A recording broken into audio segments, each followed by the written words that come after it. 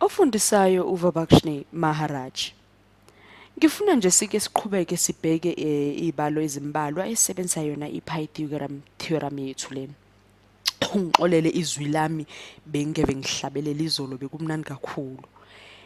Ngifuna nje sithi ukuthi sike sibheke ukuthi isebenza kanjani iPythagorean theorem yethu. Ngizothi ukubuyisela nje emuva uma kuukuthi mhlawumbe ivideo yakho yokuqala lena ezosebenza ngayo itheorem iPythagorean yethu lena uma kungenjalo kusho ukuthi uzobe usugijima kanye nami nje kushesha kanjalo. Asithi uqala nje sidwebe i-triangle yethu yokuqala sinasiyidweba ngalana. Uma kunjalo sesidwebile sifaka uphawu lolu ayaliselukhulu sifaka uphawu lwethu lolu khumbula ukuthi lolu phawu lwethu lumeleni. Lolu phawu lwethu phela lumele ukukhombisa ukuthi le angle lesidwebile lana ingu-90 degrees. Ingu-90 degrees okusho ukuthi ke i-right angle lesisebenza ngayo khona lana.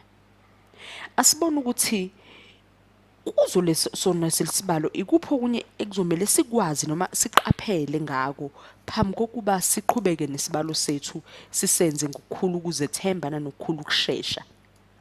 Asibone sibonile sifakile uphawu lwethu lokuthi yini i-90 degrees nalo uphawu lwethu olukhombisa ukuthi 90 degrees. Yini ke manje ekuzomela sithi ukuyibheka esingaze sikhohlwe noma sizama ukuzikhumbuza yona.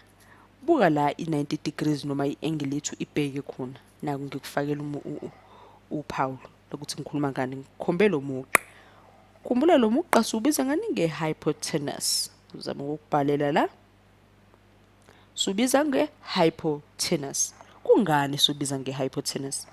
Phela lo mugqa lo obhekwe i-right angle noma uphawu lwe-right angle siubiza nge-hypotenuse. Futhi lo mugqa siubiza nge-hypotenuse ngoba yini? Ngoba uwona mugqa uthi ngisekele la. Uwona mugqa omude kunayo yonke imigqa ekhona eyakha yona le triangle yethu esibiza nge-right angle. Ngakho ke siyubamba ngegama elithi i-hypotenuse. Ungakukhohlwa lokhu, ungakukhohlwa mfowethu. Asibone ke ukuthi yini ke manje abangasipha yona ezokwenza ukuthi sikufake ke phela sidlale ngayo ke manje iPythagorean lena sifunde kabanzi ngayo nanokuthi siyisebenzise. Asibone ukuthi sinani. Asithi lapha ka hypotenuse singabiza ngokuthi uC. Base la izansi nje basenibambile vele ngathi A sathi B ngalaphaya. Bamba ke manje indlela yomthetho phecelezi iformula yani yePythagorean theorem isebenza kanje. Itholakala kuthiwa yini? Kuthiwa u-A squared plus B squared equal C squared. Uma usubambile ke umthetho phecelezi formula kuzoba lula kakhulu ncese. Kuzoba lula kakhulu ukuthi njalo uma uhlangana nezibalo zePythagorean theorem usheshe nje uzigibele nje uzehle ngokukhulu nje ukusheshsha. Asibone ukuthi singenza ke manje isibonelo ngoba sesiyazi konke ekudinga ukuthi sikwazi ngayo. Asibone ukuthi lolo lwazi silusebenzisa kanjani. Asidwebe la i-angle yethu na i-right angle. Base ngiyafaka uphawu lwami la ngithi ngiyakhombisa ukuthi noma ingamile ngendlela esijwayele na kanjani kodwa ke yini iyi-right angle. Ngibo ngithi fonga lapha ngithi khona lapha la ngingazi khona. Nayi number nginayenye nalapha nginofona kodwa ke lapha phezulu ikhona la singazi khona ukuthi kungubani noma singubani isisindo sakhona.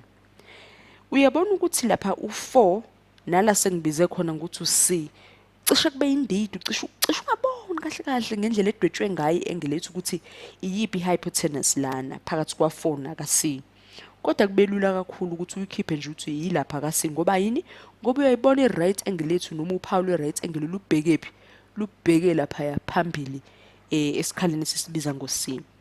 Base siyasebenza ke ngendlela yomthetho siyehlisa u3 squared sehlise u4 squared no c squared sibone siyazi ukuthi ke u9 no16 uyakhishwa ube ngu25. Siyasazi isquare root sika 25 ukuthi kalula nje sisikhiphela bani, sisikhiphela u5.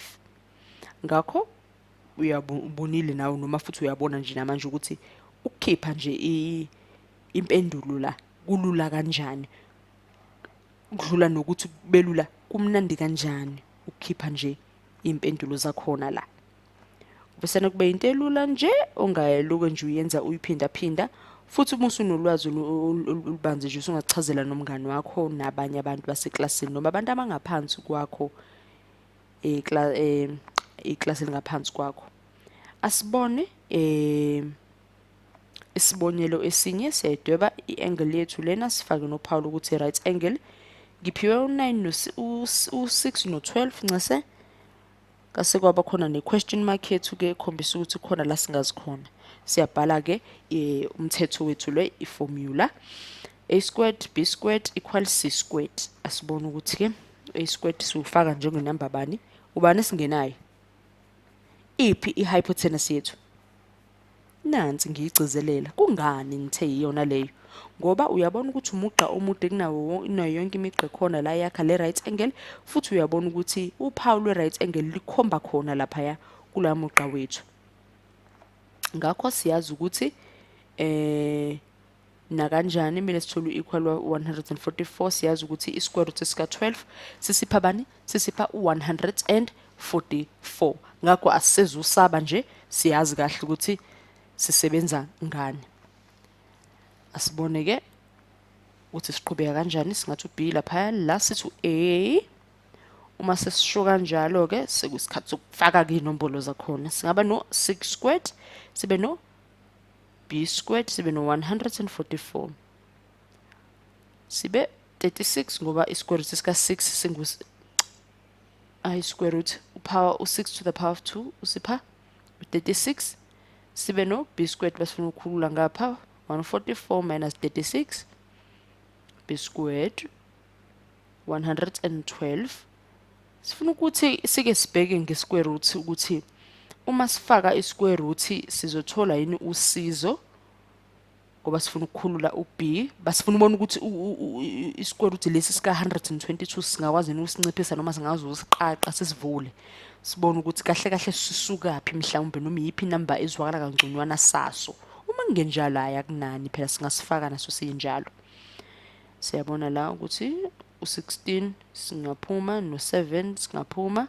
Ungayisiza nje ukuthi nawe ukuthathe i-calculator yakho ubhekisise ukuthi engabe kuyiqiniso naloku esihlangene ngako thina la sesivumelana ukuthi isquare root sika 16 nesquare root sika 7 siyangenelana na.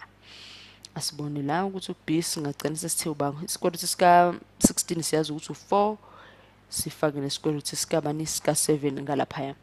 Nasi isikhala sika B bese ngicishe ngayobhala le endaweni engalona qiniso. Singasho ukuthi uB wethu impendulo yakhona u4 and square root sabani sika 7. Kalula, uyabona nje ukuthi isebenza kalula kanjani.